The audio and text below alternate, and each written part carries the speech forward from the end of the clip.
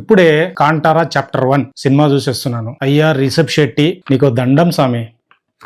ఏంటి స్వామి ఆ పర్ఫార్మెన్స్ ఏంటి, యాక్టింగ్ ఏంటి, కొన్ని సీక్వెన్స్లు అయితే నిజంగా నాకు మెంటల్ ఎక్కింది. యాజ్ అన్ డైరెక్టర్ నీకు ఇంకోదండం. బాబా అసలు కొన్ని సీక్వెన్స్ ఉన్నాయి చూస్తుంటే నిజంగా గూస్ బంప్స్ వచ్చినాయి. ఇంత మందిని కోఆర్డినేట్ చేసుకొని ఈ టైంలో ఈ బడ్జెట్ లో ఈ అవుట్పుట్ అంటే నీ హార్డ్ వర్క్ కావచ్చు, నీ డెడికేషన్ కావచ్చు, నీ కమిట్మెంట్ కావచ్చు, నీకు ఇంకోసారి దండం అయ్యా. డైరెక్టర్ గా, యాక్టర్ గా చించి పడేసినావు నువ్వు. రైటింగ్ సైడ్ మాత్రం డీటెయిల్స్ లోకి వెళ్లే ముందు hi hello welcome back to బాకా బ్రదర్స్ ఒపీనియన్స్. కొత్తగా వచ్చిన వాళ్ళు సబ్స్క్రైబ్ చేసుకోండి. ఆల్రెడీ ఛానల్ ను ఫాలో అవుతున్న వాళ్ళు లైక్ చేయండి, షేర్ చేయండి, పక్కనున్న బెల్ ఐకాన్ క్లిక్ చేయండి. స్టోరీ విషయానికి వస్తే గుడ్ వర్సెస్ ఈవిల్. కాంటారా అనే ప్లేస్ లో ఈశ్వరుడి పూదోట దాన్ని ఆక్రమించుకునే వాళ్ళు వర్సెస్ కాపాడుకునే వాళ్ళు. ఫస్ట్ హైలైట్స్ గురించి మాట్లాడుకుందాం. ఓపెనింగ్ సీక్వెన్స్ ఆ కాంటారా ఆ ప్లేస్ గురించి అది చాలా బాగుంది, అదిరిపోయింది. రిషబ్ శెట్టి ఇంట్రడక్షన్ అదే అదిరిపోయింది. ఫారెస్ట్ లో టైగర్ సీక్వెన్స్ ఒకటి ఉంటది, అది కూడా వేరే లెవెల్. టైగర్ రిషబ్ ఆ ఫేస్ ఆఫ్ ఉంటది. సో అదైతే మస్తు హై ఇచ్చింది. ప్రీ ఇంటర్వెల్ నుంచి ఇంటర్వెల్ సీక్వెన్స్ ఉంటది ఆ బ్లాక్ మ్యాజిక్ ఆ తెగతో. సో అదైతే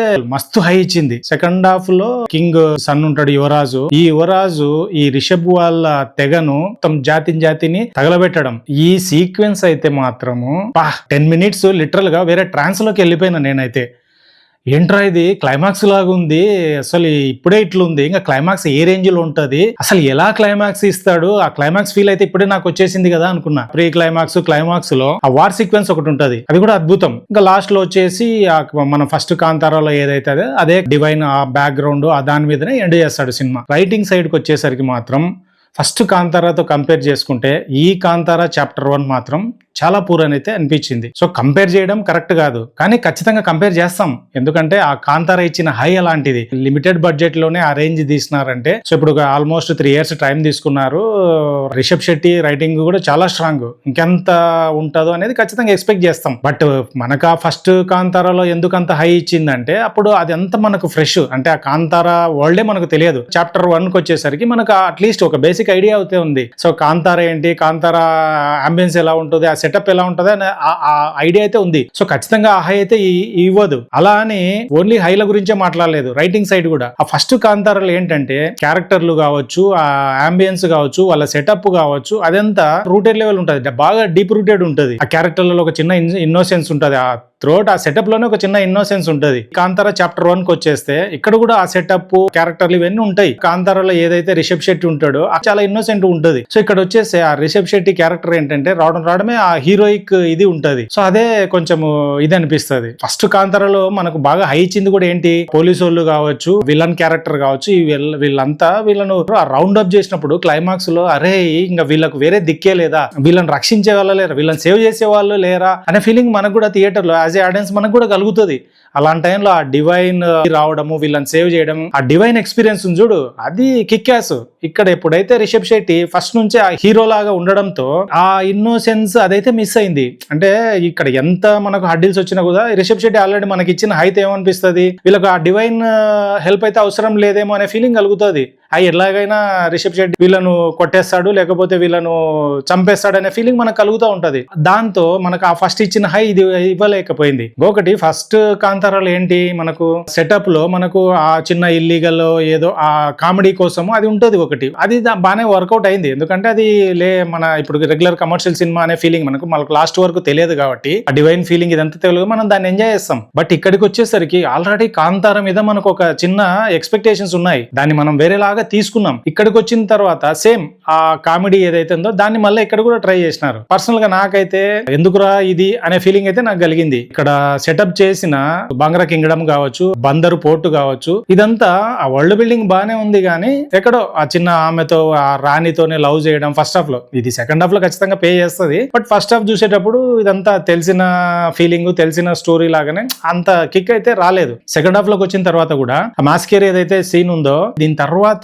ఇంకా ఎంత హై వస్తుందని ఆ మన రిషబ్ శెట్టి మనకు ఆ ఎక్స్పెక్టేషన్స్ ఇస్తాడు. ఇక్కడికి వచ్చిన తర్వాత వార్ ఎపిసోడ్ అదంతా కూడా విజువల్ గా చాలా గ్రాండ్ గా ఉంది, అన్ని రకాలుగా అది అదిరిపోయింది. బట్ ఏదైతే మనము ఈ మాసకేర్ ఉంటుందో దీనికి నెక్స్ట్ వర్షన్ లాగా అప్డేటెడ్ వర్షన్ లాగా ఉంటుంది తప్ప మనకు కొత్తది ఉండదు. మనం వేరేది ఏదో ఎక్స్పెక్ట్ చేస్తాం. ఎందుకంటే ఫస్ట్ కాంతారాలో క్లైమాక్స్ చూసినప్పుడు మనకు అది మనం అసలు బియాండ్ ఇమాజినేషన్, ఇలా ఇక్కడ కూడా అలాంటిది ఏదన్నా వస్తుందేమో అనుకుంటాం, ఏం రాదు. మినీ వసంత్ ఒకటి మనకు ఒక చిన్న సర్ప్రైజ్ ఇస్తారు తప్ప అది మనకు ముందే దాన్ని కూడా రివీల్ చేస్తారు.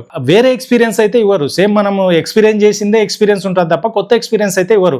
సేమ్ ఆ క్లైమాక్స్ ఆ ఎండింగ్ లో కూడా అంతే. మన ఫస్ట్ కాంతారాలో ఏదైతే ఆ డివైన్ ఆ సాంగ్ అది ఉందో ఇక్కడ కూడా దాన్ని ఎమోషనల్ గా అట్లే ఎండ్ చేస్తారు. అంటే మనం థియేటర్ నుంచి బయటకు వచ్చేటప్పుడు ఆ ఫస్ట్ కాంతారా ఎక్స్పీరియన్స్ తోనే రావాలనుకునే ఫీలింగ్ లో ఉన్నట్టుంది తప్ప మన కొత్త ఎక్స్పీరియన్స్ అయితే ఇవ్వలేదు. మేబీ వాళ్ళు దీన్ని రైట్ అనుకున్నారేమో, బట్ మనకు న్యూ ఎక్స్పీరియన్స్ అయితే ఇవ్వలేదు. అలాగని ఆ ఫస్ట్ కాంతారా కంటే సెకండ్ కాంతారా రైటింగ్ వదిలేస్తే మిగతావన్నీ కూడా ప్రొడక్షన్ డిజైన్ సైడ్ కావచ్చు, కాస్ట్యూమ్ సైడ్ కావచ్చు, ఆ వరల్డ్ బిల్డింగ్ లో కావచ్చు, ఇవన్నీ దేంట్లో ఇది తక్కువదు. ఒక రకంగా హై ఇచ్చినారు. రీ రికార్డింగ్ సైడ్ కావచ్చు, సినిమాటోగ్రఫీ సైడ్ కావచ్చు, అన్ని దానికంటే హైలోనే ఉంటాయి.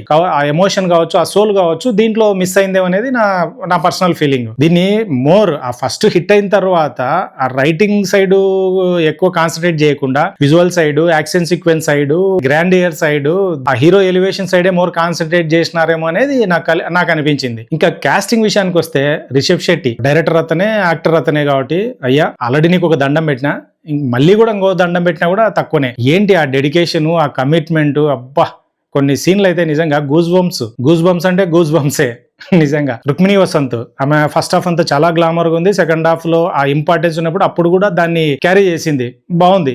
జయరామ్ ఉన్నంత వరకు ఫైన్. ఇప్పుడు టెక్నికల్ విషయాలకు వస్తే అదే ఇందాక మాట్లాడుకున్నట్టు production designing, set work, cinematography, production design వాళ్ళిద్దరి కోఆర్డినేషన్ దీంట్లో ప్రాపర్ గా కనిపిస్తుంది. అంటే చిన్న దానిలను కూడా చాలా డీటెయిలింగ్ గా ఎక్కడే గానీ మనకు విఎఫ్ఎక్స్ అనే ఫీలింగ్ రాకుండా చాలా బాగా ఇది చేసినారు. ముఖ్యంగా యానిమల్స్ గురించి అదైతే 100కు 200% ఆ ఫీలింగ్ అయితే మనకు ఇచ్చినారు. మనము మ్యూజిక్ డైరెక్టర్ గురించి మాట్లాడుకోవాలి. అజనీష్ లోక్నాథ్ ఫస్ట్ కాంతారాలో కూడా ఆ ఫీల్ అయితే మనకి ఇచ్చింటాడు. దీంట్లో లిటరల్ గా ఈ సినిమాను వేరే లెవెల్లో కూర్చోబెట్టినాడు. నాట్ ఓన్లీ మ్యూజిక్, ఫారెస్ట్ లో వచ్చే అంబియన్స్ కావచ్చు, యాక్షన్ సీక్వెన్స్ కావచ్చు, డివైన్ టైమ్ లో కావచ్చు, రెండు సెకండ్ హాఫ్ లో ఈశ్వరుంది ఆ ప్రతిష్ట అది ఉంటది అప్పుడు కావచ్చు, అసలు సౌండింగ్ అన్ని వేరే లెవెల్. ఇదైతే పక్కా టెక్నీషియన్ల హార్డ్ వర్క్. ఇది వాళ్ళే దీన్ని ఒక రకంగా నెక్స్ట్ లెవెల్లో కూర్చోబెట్టినారు అనేది నా strong feeling. Compare to writing కంటే ఆ టెక్నికల్ టీమే దీన్ని వేరే లెవెల్లో కూర్చోబెట్టింది, ఇంక్లూడింగ్ డైరెక్షన్ కూడా. కాంతారాతో కంపారిజన్ లేకపోతే కాంతారా చాప్టర్ 1 కూడా నాకు మంచి ఎక్స్పీరియన్స్ అయితే ఇచ్చింది. ఫ్యామిలీతో కలిసి వెళ్ళండి, ఖచ్చితంగా ఆ ఎక్స్పీరియన్స్ అయితే మీరు కూడా ఫీల్ అవుతారు. ఖచ్చితంగా థియేటర్ లోనే చూడండి, ఎందుకంటే ఆ ఎక్స్పీరియన్స్ నీకు మామూలుగా మనం ఇంట్లో చూస్తేనో టీవీలో చూస్తేనో ఆ ఎక్స్పీరియన్స్ అయితే మీరు ఖచ్చితంగా పొందలేరు. చూసిన తర్వాత మీకేమనిపించిందో కింద కామెంట్ రూపంలో చెప్పండి. నా రివ్యూ కనుక మీకు నచ్చినట్లయితే లైక్ చేయండి, షేర్ చేయండి, సబ్స్క్రైబ్ చేసుకోండి. ఇంకొక ఇంట్రెస్టింగ్ వీడియోతో మళ్ళీ కలుద్దాం. అంతవరకు టాటా, బాయ్ బాయ్, గుడ్ బై.